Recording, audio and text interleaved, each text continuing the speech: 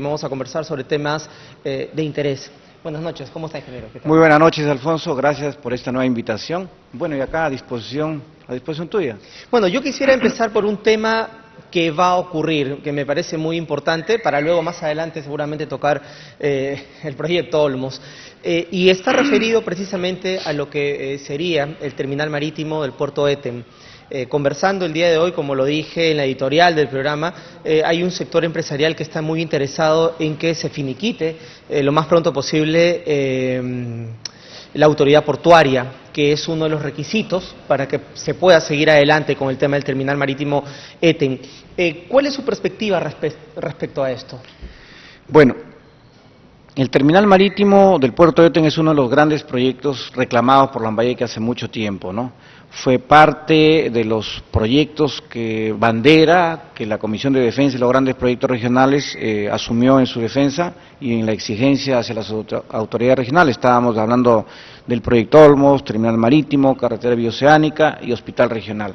Algunos de ellos después de muchos años están en ejecución. El hospital regional, bueno, mal que bien, se está avanzando.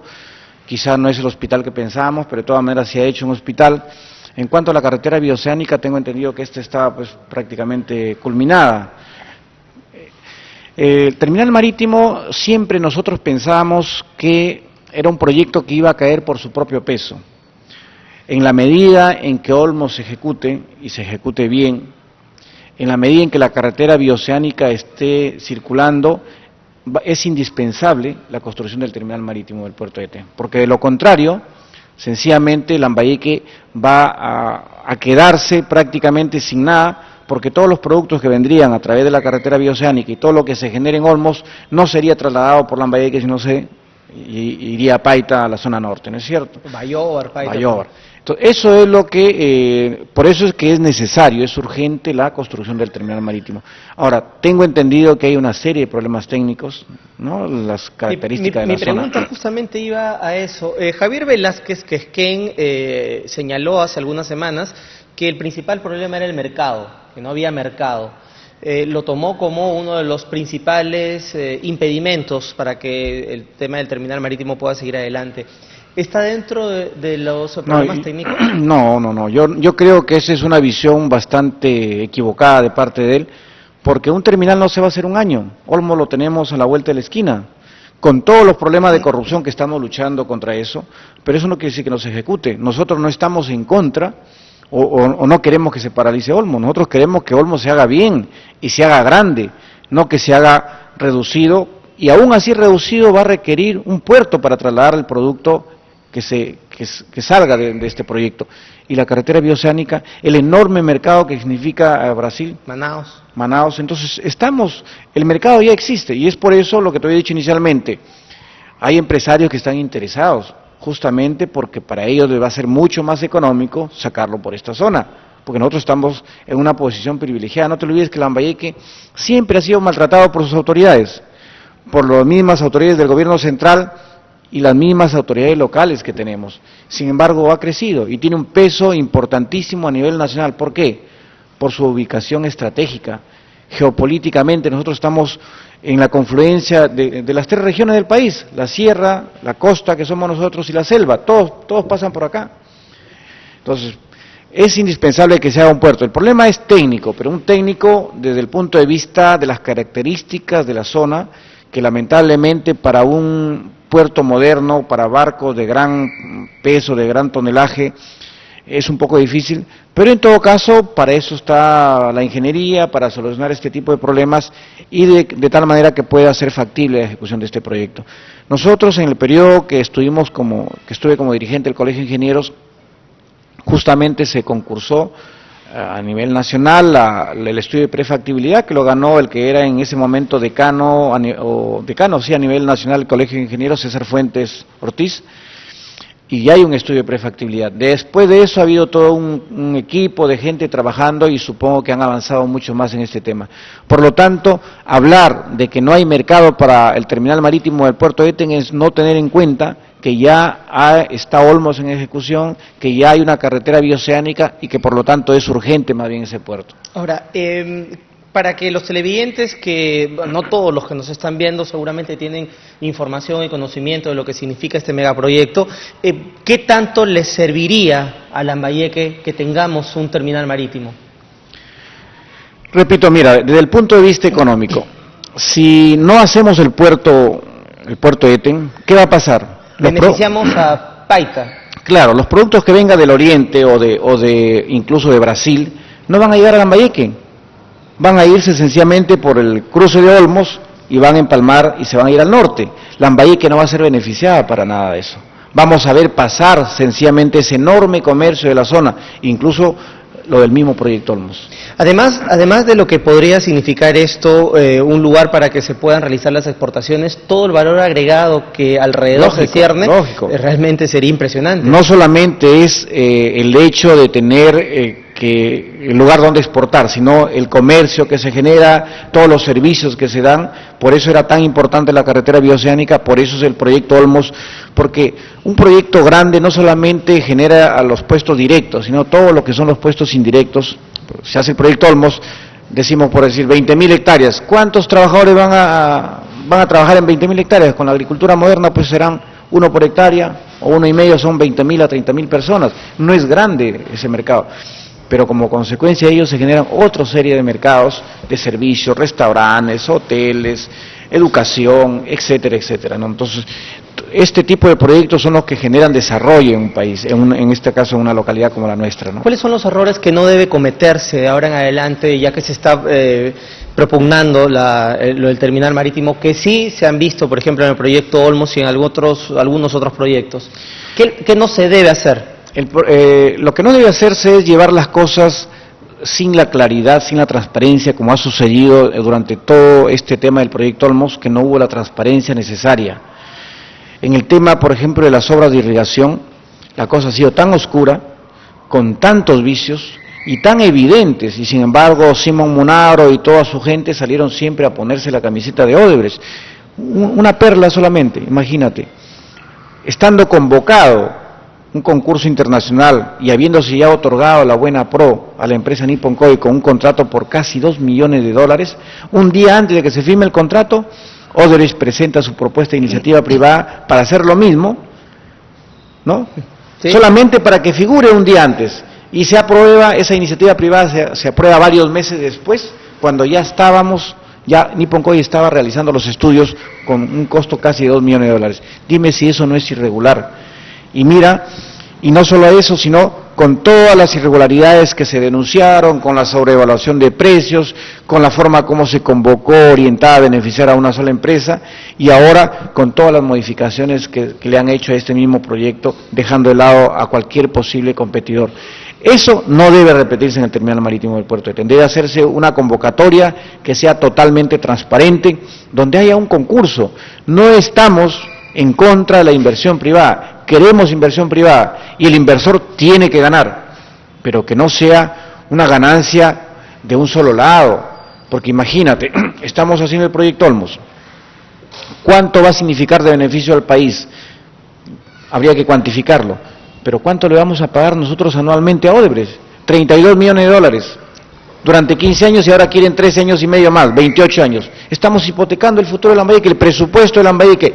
Habría que ver si los beneficios que vamos a recibir se podrían comparar con ese mini proyecto que están realizando, porque al final lo están reduciendo encima.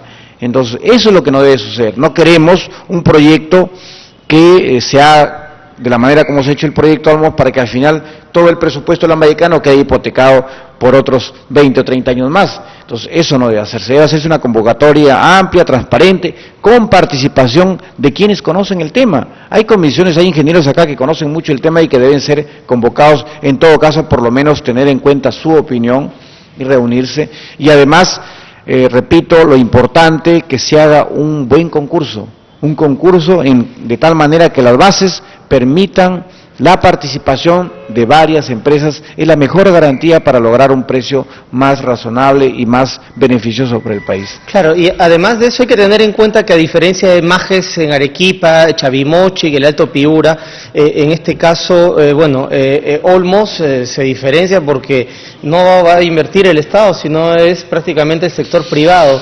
Debería ser así. Debería, pero como yo lo expliqué anteriormente, mira, la primera etapa, la construcción de la presa Limón Parcial y la terminación, la culminación del túnel trasandino, el Estado ha aportado 77 millones de dólares como una contrapartida no reembolsable, o sea, fondo perdido.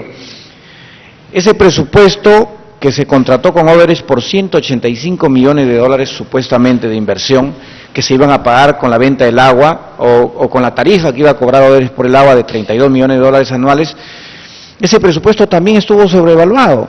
Pero en ese caso no pudimos nosotros hacer una denuncia seria. ¿Por qué? Porque ahí sí hubo concurso. Ahí sí hubieron varios que compraron las bases y que incluso hasta el final se esperaba la participación por lo menos de 2 más propuestas. Lamentablemente en el camino muchas empresas pidieron una ampliación de plazo, no una postergación, pidieron una ampliación de plazo para que ellos puedan terminar su propuesta técnica y su propuesta económica, y eso hubiera sido beneficioso para el país. Pero Odebrecht presionó y dijo no, y Décimo salió a decir, si se posterga, dijo él, un día más yo renuncio, y al final no se amplió el plazo y al final se quedó uno solo, que fue Odebrecht. Pero de todas maneras fue un concurso. Ahora tenemos que nosotros hacer, en el caso del terminal marítimo del puerto de Eten, debemos hacer un concurso con bases que garanticen, ¿no?, la transparencia y que garanticen la participación de varias empresas. Por lo menos están tratando de convocar a todos los que de alguna manera van a formar parte en el futuro de este terminal marítimo. Me parece algo correcto. Pero retomando el tema de Olmos, ¿qué es lo que se espera en esta segunda subasta? Bueno, yo antes de eso esperaría que este gobierno, ni bien asuma Ollanta su gestión, tiene que revisar el tema de Olmos en lo relacionado con la iniciativa privada y con la subasta de las tierras. Él dijo bien claro en su visita a Chiclayo que le parecía increíble que el Estado tenga que subsidiar a estas grandes transnacionales cuando al final el beneficio no iba a ser para la gran mayoría, sino para unas cuantas empresas, ¿no? Si hablamos de Odebrecht, una empresa que va a manejar todo el agua es el producto o es el bien por el cual van a producirse las guerras en el futuro, y ellos van a manejar el agua por más de 20 años, la concesión de las obras de trasvase, y 25 años la concesión de las obras de riego, con posibilidad incluso de ampliar hasta 60 años. Por lo tanto, él dijo, no se puede beneficiar a una transnacional. Y en cuanto a las tierras, se hablaba en el mejor de los casos, de 51 parcelas, o sea, de 51 propietarios, en el mejor de los casos, pero como algunas transnacionales van a comprar varios lotes, entonces estamos hablando de un proyecto en que el Estado está cofinanciando con 77 millones de dólares y que además va a pagar 32 millones de dólares anuales durante 15 años aproximadamente, y que además le va a entregar a Odebrecht el producto, el valor casi íntegro de las 38.000 hectáreas de tierras. ¿Para beneficiar a quién? ¿A 51 empresas?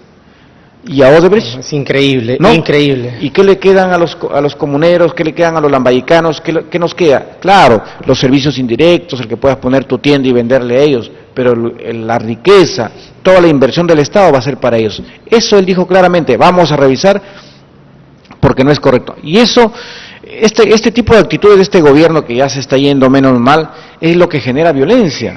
No sé si tú recuerdas en el tiempo de Fujimori también, cuando los Picasso quebraron el Banco Vice, el Estado les dio cerca de 500 millones de dólares para reflotarlo. Así es. Entonces, los lambayecanos, los peruanos se preguntan, oye, si el Estado le puede dar a una familia 500 millones de dólares, ¿por qué no le da a los agricultores, por decir que están en quiebra, ese dinero? Y es por eso que los agricultores salen y exigen que les condonen la deuda. Porque, claro, ven que los grandes empresarios les condonan su deuda, es más, los apoyan incluso. ¿Por qué a los pequeños no se les puede apoyar? Ahora, justamente en una reunión que ha tenido el presidente de la región Lambayeque, Humberto Acuña, con Ollanta Humala, se señaló que, según palabras textuales del propio Humberto Acuña, quería saber Ollanta Humala cuál es el tipo de contrato para ver qué es lo que se podría hacer.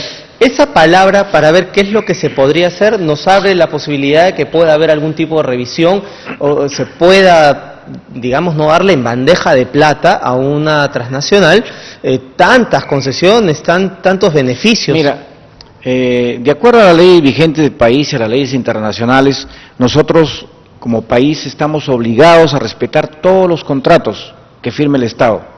O sea, un gobernante nuevo no puede anular un contrato del gobierno anterior porque se le da la gana, pero sí podemos anular cualquier contrato en los cuales se demuestre que hubo corrupción.